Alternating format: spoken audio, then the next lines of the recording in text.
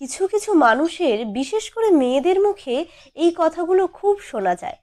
আসলে ও পছন্দ করে না তো, তাই আমি এখন নাচ গান করাটা ছেড়ে দিয়েছি।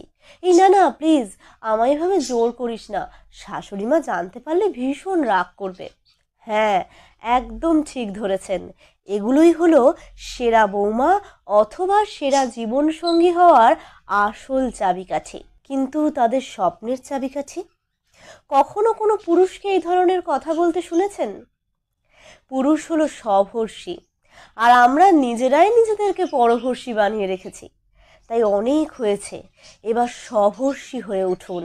যারা আপনার স্বপ্নের মূল্য দিচ্ছে না, আপনিও তাদের কথার মর্যাদা দেবেন না, সে যেই হোক।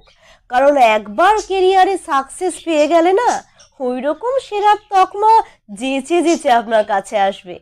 আপনাকে তার জন্য কিছু ত্যাগ করতে হবে না।